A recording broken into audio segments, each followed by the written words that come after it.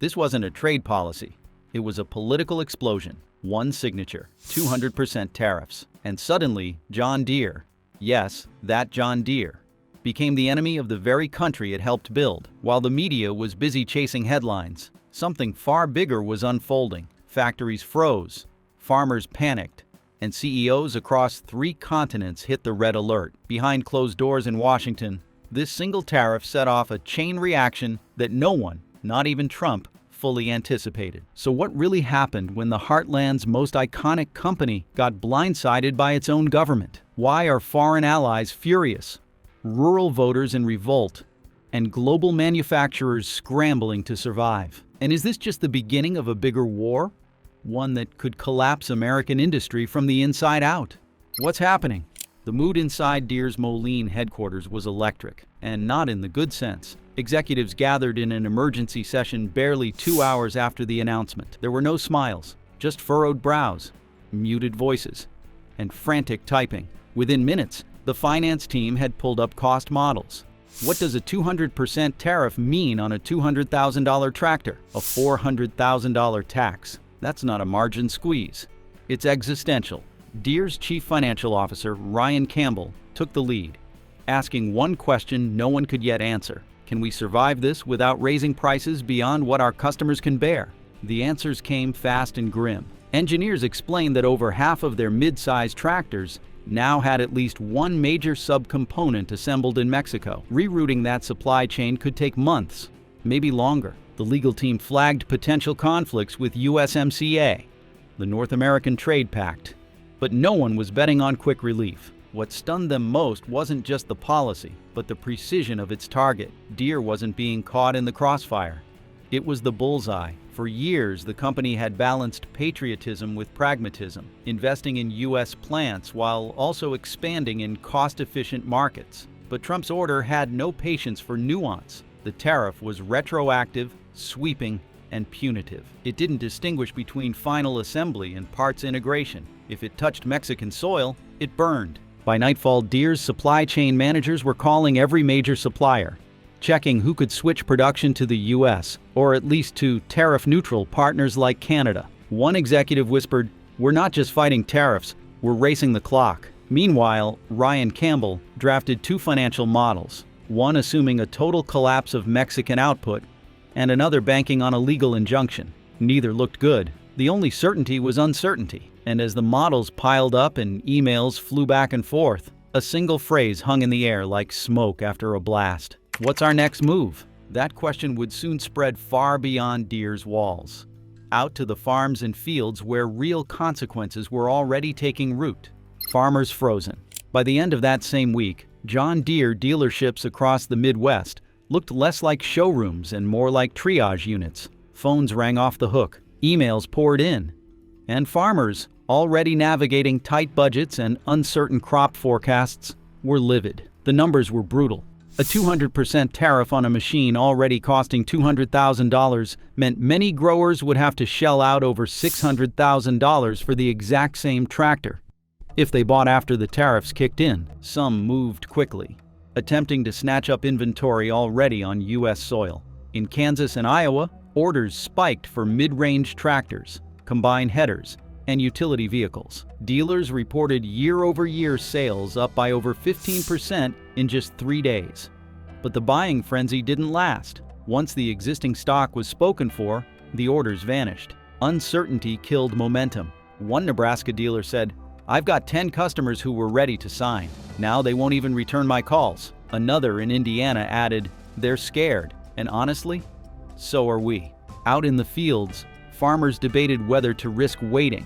Should they invest in new equipment now, knowing the retroactive tariff might still apply, or limp through another harvest with aging machines and rising maintenance costs? Every choice came with a gamble. The fear extended beyond price. Many farmers feared being stuck with tractors that couldn't be serviced locally, or would require imported parts also subject to tariffs. Maintenance costs could spike, downtime could increase, productivity, already under pressure, might nosedive. At a county fairground in Missouri, a farming co-op meeting turned confrontational. One grower stood up and shouted, "You can't tell me this helps America. I'm the guy getting crushed." Midwestern news outlets picked up the tension. Local headlines read, "Tariffs put Deere customers in crosshairs and harvest season in jeopardy." What had started as a policy initiative was now a personal crisis for thousands of working families. And the pressure was building on the very politicians who had championed the policy in the first place. Trump versus his own base. It was supposed to be Trump's stronghold, America's heartland, red and loyal. But the green tractors had turned the fields into a political minefield. Town halls in Iowa grew tense. In Indiana, reporters watched as voters confronted their representatives with spreadsheets and tractor invoices. The mood was no longer supportive. It was angry, confused, and betrayed. Senator Joni Ernst, a longtime Trump ally, found herself in a firestorm. During an April 18th visit to Des Moines, she was pressed repeatedly on whether she supported exemptions for agricultural equipment. Her answers were carefully worded. "We must ensure farmers have tools they can afford." But constituents wanted more than platitudes. They wanted action, and fast. Fox News split its coverage. Some hosts defended the tariffs as necessary discipline for offshoring. Others questioned whether punishing companies like Deere would backfire politically. On AM radio across Ohio and Iowa, call-in shows lit up with rural voices asking, "Why are we being punished for decisions made in corporate boardrooms?" The Freedom Caucus held firm, insisting any exemption would undermine the integrity of Trump's trade stance. But moderate Republicans privately panicked. Internal polling in battleground farm districts showed a dip in support among older white voters, the very demographic that had handed Trump his comeback. Even conservative farm groups began lobbying for carve-outs. The American Soybean Association and the Illinois Farm Bureau sent urgent letters to the White House, warning of irreparable harm if Deere's tariffs were enforced as planned. Trump, true to form, doubled down. At a rally in Springfield, he said, "We're not going to let big companies take jobs overseas and then sell back to us with no penalty." That ends now. The crowd cheered, but the applause was thinner than usual in the sections filled with farmers. The rebellion was no longer hypothetical. It was brewing in real time. And as the administration dug in, the next chapter of the Deere drama was already being written, one filled with lawsuits, supply chain maneuvers, and a courtroom clash that could redefine the limits of presidential power. Because what came next wasn't just a counterpunch, it was a full-blown counterstrike. We dug through legal filings, insider memos, and real-world fallout. So if this is opening your eyes, subscribe for the full truth. Deere Retaliates, Emergency Reshoring and CEO Ultimatums. It took less than 48 hours for John Deere to issue its first public response. Framed as a patriotic move, the company announced an urgent reshoring initiative, accelerating investments in its United States plants in Waterloo, Iowa, and Moline, Illinois. Factory managers were instructed to initiate overtime shifts immediately. The company pledged to begin partial reassembly of mid-size tractors stateside, redirecting supply chains away from its sprawling Mexican operations. Official statements used carefully polished language. John Deere remains committed to American workers and resilient domestic manufacturing. But inside the executive suite, the tone was far less composed. CEO John May convened an emergency call with institutional investors and major shareholders. What they heard wasn't confidence, it was urgency. Deere's leadership made it clear.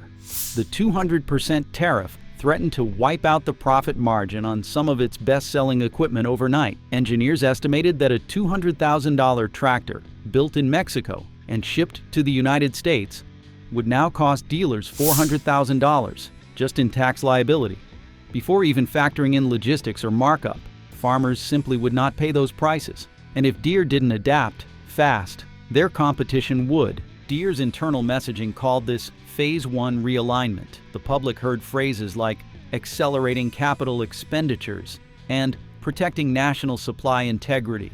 But off-record, Deere was in a defensive crouch. Leadership wasn't playing offense. They were trying to survive. Massive equipment orders from the Midwest were being canceled by the hour. The sudden demand spike before the tariff kicked in had already drained much of the inventory that was tariff-free. Everything coming after was now under the shadow of Trump's executive order. In Waterloo, the mood was both hopeful and strained. Workers welcomed the idea of more jobs, but worried what it meant if the reshoring was merely reactionary. Would these jobs last? Would they be protected if the tariff was lifted or renegotiated next year? In Moline, machinists returned to two-shift schedules for the first time in nearly 5 years. Assembly lines buzzed again, but nobody believed this was business as usual. This was wartime economics. And still, the reshoring wasn't enough. At best, it covered a fraction of Deere's full product range. The bulk of its components, from telematics to transmissions, were still built overseas, which meant the next phase of the company's fight would have to be fought somewhere else. But for Deere, reshoring was just the beginning of a larger battle, and the next front? The courtroom. Lawsuit of the century, Deere versus the president. The legal filing landed on April 18th. John Deere and Company versus United States, filed in the U.S. Court of International Trade. At its core, the lawsuit alleged that the president had overstepped his authority under Section 301 of the Trade Act of 1974.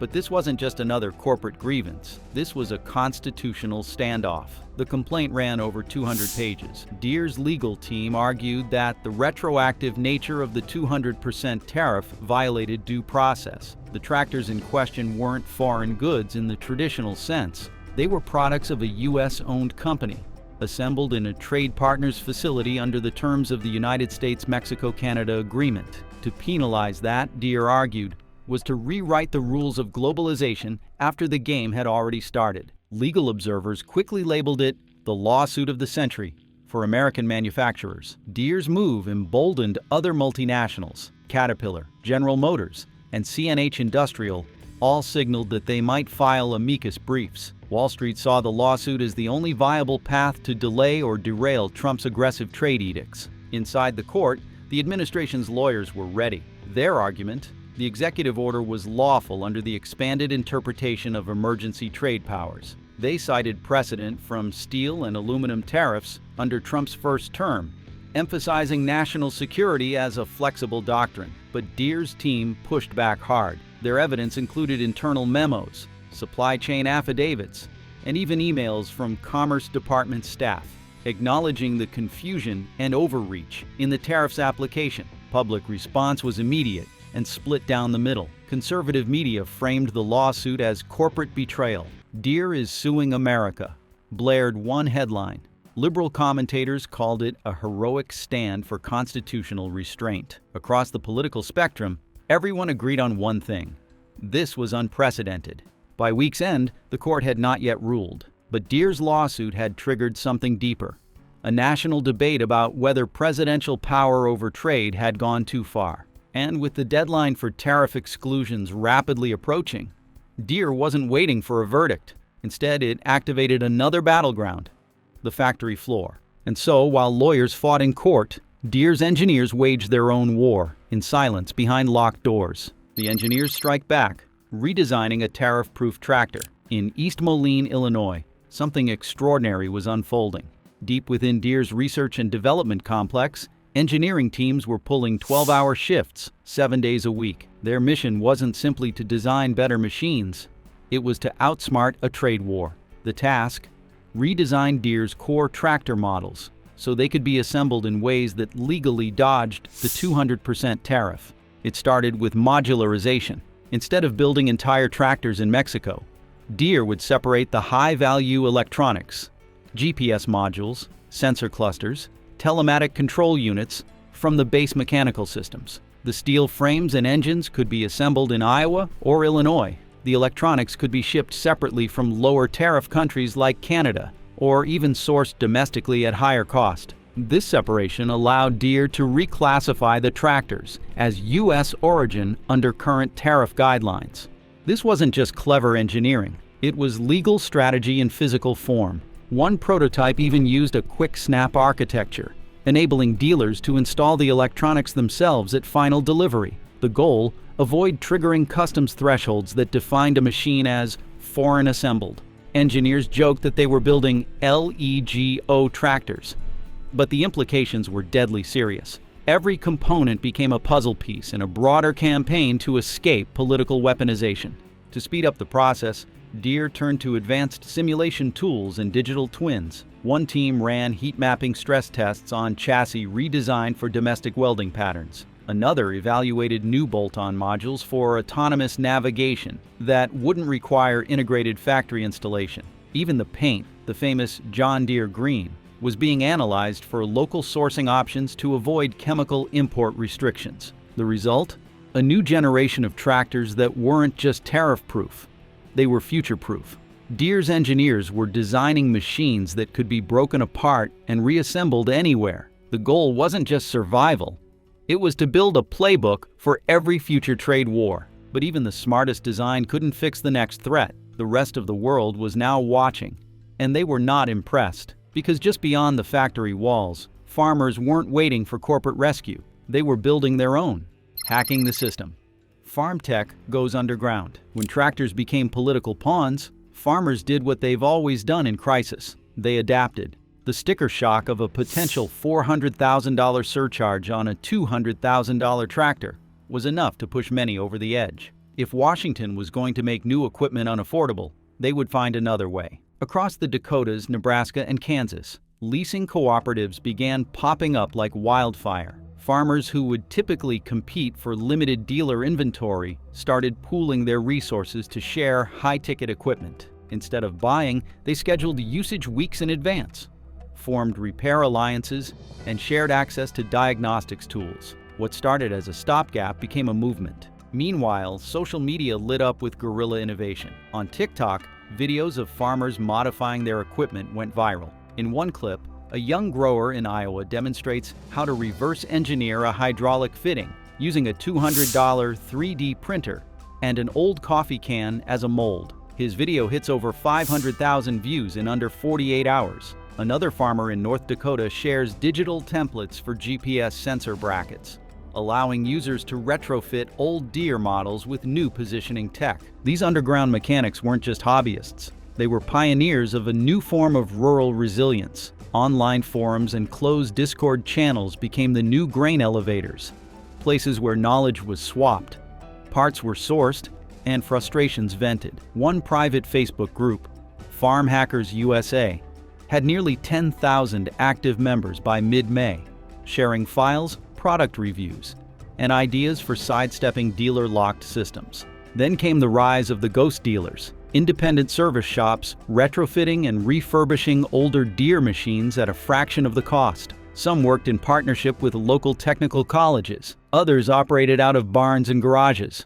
All of them were quietly undermining a system that now seemed designed to fail them. This wasn't just a rebellion against tariffs. It was a grassroots rebellion against fragility, against the dependence on global supply chains, against the idea that a policy thousands of miles away could dictate the fate of a harvest. And as this movement grew, Washington began to realize the political consequences of underestimating the farmer. However, they weren't the only ones preparing for a reckoning. Lawmakers, too, were quietly drawing their battle lines. Legislation in crisis. Can Congress reclaim trade power? The conflict between the White House and John Deere exposed more than a manufacturing dilemma. It revealed a constitutional fault line. For decades, Congress had gradually ceded authority over trade policy to the executive branch, particularly under broad statutes like the Trade Expansion Act of 1962 and Section 301 of the Trade Act of 1974. Now, faced with the fallout of a 200% tariff imposed with no congressional vote, lawmakers were reconsidering that surrender. By mid-April, bipartisan murmurs turned into drafted bills. In the Senate, a coalition of moderates and agricultural state Republicans began pushing legislation that would require congressional approval for any tariff exceeding 25%. In the House, a parallel bill tied the same restrictions to the upcoming Farm Bill reauthorization, a strategic move, given the high stakes and bipartisan support that typically surrounds agriculture spending. Representative Kevin Brady of Texas warned his colleagues in a closed-door session, "If we don't claw back authority now, we're setting a precedent for economic chaos under any future president." Meanwhile, Agriculture Committee Chair Glenn Thompson introduced a clause requiring the Congressional Budget Office to analyze the economic impact of any new tariff policy before implementation. But the path was anything but smooth. The Freedom Caucus, still loyal to Trump's trade vision, accused moderates of undermining the president's negotiation leverage. This isn't about Deere. It's about defending American jobs from foreign competition. One caucus member told reporters. The tension within the Republican Party reached a fever pitch, with staffers leaking draft amendments and private arguments spilling into the media. The deeper crisis became philosophical. Should a president have the unilateral power to financially devastate an American company because of offshore manufacturing choices? Should the executive branch be allowed to punish domestic industries without legislative debate? By late April, the answer still wasn't clear. Committees were deadlocked. Lobbyists were swarming. But one date loomed over everyone's heads like a guillotine, May 15th. And that's when it all came to a head. Judgment Day.